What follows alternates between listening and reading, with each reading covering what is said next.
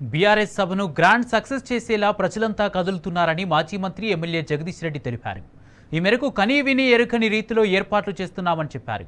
Party శ్రేణులతో కలిసి సభ ఏర్పాట్లను జగదీష్ రెడ్డి పరిశీలించారు.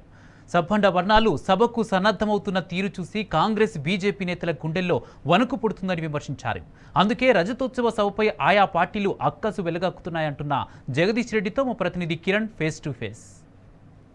ఈ నెల 27న జరిగేటువంటి బీఆర్ఎస్ రజతోత్సవ సభకు సంబంధించినటువంటి ఏర్పాట్లు తుది దశకు చేరుకున్నాయి. రేపటిలోగా పూర్తిస్థాయి పనులు కూడా అయిపోయేటువంటి అవకాశాలు అయితే కనబడుతున్నాయి. ఈ సభ ఏర్పాట్లను పూర్తిస్థాయిలో మాజీ మంత్రి ఎమ్మెల్యే జగదీష్ రెడ్డి పరిశీలించారు. సార్, ఈ సభ ఏర్పాట్లు ఎంతవరకు వచ్చాయి, ఎప్పటి వరకు పూర్తయ్యేటువంటి అవకాశాలు కనిపిస్తాయి? సభ ఏర్పాట్లన్నీ అనుకున్న సమయంలో పూర్తి చేస్తారు. ఇక్కడ మన వాళ్ళందరూ కూడా రాత్రి పగలు పనిచేస్తూ ఉన్నారు. బ్రహ్మాండంగా జరుగుతూ ఉన్నాయి. ఇప్పుడు మీరు చూస్తున్నారు, 3 రోజులు ఉందనగానే అంతటి కూడా పూర్తిగా బ్రహ్మాండంగా ఏర్పాట్లు ఎట్లా జరుగుతున్నాయో చూస్తున్నారు. ఏర్పాట్ల సభ ప్రాంగణానికి సంబంధించి ఎటువంటి ఇబ్బంది లేదు, పార్కింగ్ సంబంధించి కూడా ఏ ఇబ్బంది లేదు. దాదాపు 1300 ఎకరాలకు పైగా భూమి తీసుకున్నారు. రైతాంగం స్వచ్ఛందంగా ముందుకొచ్చి ఇచ్చినారు. వాహనాలకు కూడా చేరుకోవడానికి గల మార్గాలను కూడా కేవలం హైవేలకు కాకుండా ఇతర మార్గాలను కూడా చూడడం జరుగుతూ ఉంది. స్టేషన్ గన్పూర్ నియోజకవర్గం నుంచి కావచ్చు, జనగామ నియోజకవర్గం నుంచి కావచ్చు, ఇటువైపు ఈ హుస్నాబాద్ నియోజకవర్గానికి సంబంధించి కావచ్చు, ఏ ప్రాంతాల్లో రూరల్ ప్రాంతాల్లో నుంచి కూడా ఇక్కడికి వాహనాలు చేరుకునే అవకాశం ఉందో, చిన్న రోడ్లు కూడా ఏవైతున్నాయో వాటన్నిటి కూడా పరిశీలించి ఆ మార్గాలను కూడా సాఫ్ చేసేసి ప్రతి వాహనం ఇక్కడ చేరుకోవాలని చెప్పి దానికి కావాల్సిన ఏర్పాట్లను కూడా చేస్తూ ఉన్నారు ఇక్కడ నిర్వాహకులందరూ కూడా. మేము కూడా మా రూట్లో వచ్చే వాహనాలను కూడా ఎట్లా తీసుకుని రావాలి ఇక్కడికి అనే దాని కొరకే రూట్ చూడడానికి వచ్చినాం. మేము ఇప్పుడు ఒకటి ఏంటంటే ఈసారి కసితో బయలుదేరుతూ ఉన్నారు ప్రజలు ఎక్కడికక్కడ. వాళ్ళు ప్రతి ఒక్కరు కూడా మేము ఈ గ్రౌండ్ను టచ్ చేయాలి, ఎలకతుర్తి మట్టిని ముట్టుకోవాలన్న భావన వాళ్ళలో కనబడుతుంది. వాళ్ళు ఆలంపూర్ నుంచి బయలుదేరిన వాళ్ళు కావచ్చు, ఆదిలాబాద్ ఆసిఫాబాద్ నుంచి వచ్చిన వాళ్ళు కావచ్చు, భద్రాచలం కొత్తగూడెం నుంచి వచ్చిన వాళ్ళు కావచ్చు, కోసికి కొడంగల్ నుంచి వచ్చే వాళ్ళు కూడా కావచ్చు, ప్రతి ఒక్కరు కూడా ఇటు చేరుకోవాలన్న భావన ఉంది. అన్ని నియోజకవర్గాల నుంచి చాలా మంది వస్తారని కూడా చెప్తున్నారు. రాజకీయంగా అటు బీజేపీ కావచ్చు, కాంగ్రెస్ కావచ్చు కొన్ని విమర్శలు చేస్తాయి. వాళ్ళకు మీరు ఎలాంటి కౌంటర్ సార్? పాపం వాళ్ళని చూస్తే మాకు నవ్వుస్తూ ఉంది, జాలిస్తూ ఉంది. ఎందుకంటే ఏ పార్టీ ఆ పార్టీ సభ జరుపుకోవడం అనేది సాధారణమైన విషయం.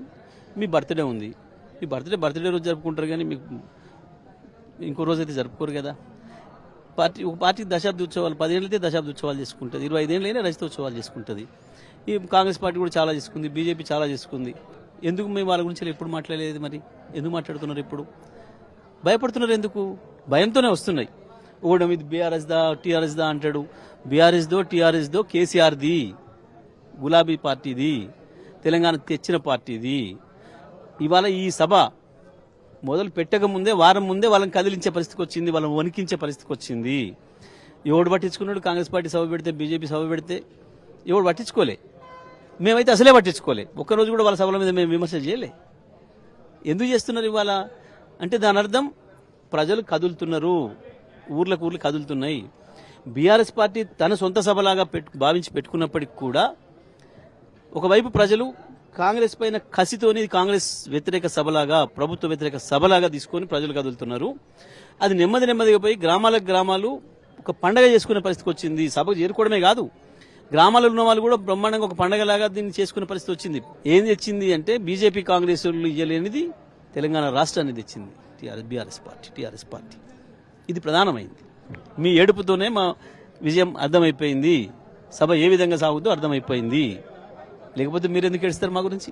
15 నెలల నుంచి ఇచ్చిన ఏ ఒక్క హామీ కూడా నెరవేరలేదు. అన్ని రంగాల నుంచి కూడా పూర్తి స్థాయిలో వ్యతిరేకత వస్తుంది. ఈ సభకు జనం ఎంతమంది హాజరయ్యేటువంటి అవకాశం ఉన్నాయని మీరు భావిస్తున్నారు? ఈ సభకు జనం ఎంతమంది వస్తారని లెక్క చెప్పడానికి సాధ్యం కాదు. ఇవ్వడం లెక్క చెప్తే తెలివితక్కువదనం అవుతుంది. లెక్కకు మించి వస్తారు. మా ఏర్పాట్లు మాత్రం దాదాపు 15 లక్షల మంది ప్రాంగణానికి వచ్చినా సరిపోయే పద్ధతుల్లో, వేల వాహనాలు వచ్చినా సరిపోయే పద్ధతుల్లో మా ఏర్పాట్లు జరుగుతున్నాయి. మా అంచనా కూడా దాటే పరిస్థితి కనబడుతూ ఉంది. గ్రామాల నుంచి మాకు ప్రతిరోజు ఒత్తిడి వస్తూ ఉంది. నాకు పొద్దున మధ్యాహ్నం కూడా ఫోన్లు, సార్ మా ఊర్లో నుంచి పెద్ద మనుషులు వస్తామంటున్నారు, మాకు ఏదైనా వాహనం కలిపేయమని అడుగుతున్నారు, ఎండ ఉంది కదా ఏదైనా బస్సు దొరుకుతుందా అని అడుగుతున్నారు, మా ఊరికి లారీలే ఇచ్చారు, ఇప్పుడు డీసీఎంలో ఇచ్చిండ్రు అని చెప్పి అడుగుతున్నారు. మేము చాలా స్పష్టంగా వద్దు అని చెప్తున్నాం. మహిళలు కూడా వద్దని చెప్పినాం. ఈ ఉన్న పరిస్థితులలో ఎండల తీవ్రతను దృష్టిలో పెట్టుకుని యువకులు మంచి ఆరోగ్యంగా ఉన్న వాళ్ళని మాత్రమే రమ్మని కూడా మేము చెప్పి రిక్వెస్ట్ చేస్తూ ఉన్నాం. ఆ రకంగా మేము ఇంకా తగ్గిస్తూ ఉన్నాం. ఆ రకంగా కనుక తగ్గించకుండా ఉంటే, వాహనాలు అందుబాటులో ఉంటే అసలు ఎవరు ఊహించరు. ఇప్పటికీ కూడా ఈ సభ మాకు మేమే రికార్డులు బ్రేక్ చేసుకుంటాం. గతంలో భారతదేశంలో అత్యంత గొప్ప సభలు నిర్వహించిన పార్టీ టీఆర్ఎస్ పార్టీని, అది కూడా వరంగల్లోనే 2 సభలు నిర్వహించినాం, ఒకదాన్ని మించి ఒకటి రికార్డు బ్రేక్ చేసినాం. మళ్ళీ మా రికార్డులను మేమే బ్రేక్ చేసుకున్నంత పెద్దగా ఈ సభ ఉండబోతుంది. బీఆర్ఎస్ అధినేత కేసీఆర్ ప్రసంగం ఏ విధంగా ఉండబోతుంది, ప్రజలకు ఎట్లాంటి భరోసాను ఇచ్చేటువంటి అవకాశం ఉంది? ఎందుకంటే సుదీర్ఘ కాలం తర్వాత తన ప్రసంగం ఉండబోతుంది. కేవలం ప్రెస్ మీట్ పెడితేనే గంటల కొద్దీ మాట్లాడేటువంటి కేసీఆర్ ప్రసంగం చాలా మంది కూడా టీవీలకు హత్తుకొని చూసేటువంటి అవకాశాలు ఉంటాయి కదా, ఈసారి ఎట్లా ఉండబోతుందని మీరు భావిస్తున్నారు? కేసీఆర్ సభ కొరకు, కేసీఆర్ స్పీచ్ కొరకే చాలా మంది ఎదురు చూస్తూ ఉన్నారు, ప్రజలందరూ కూడా ఎదురు చూస్తున్నారు.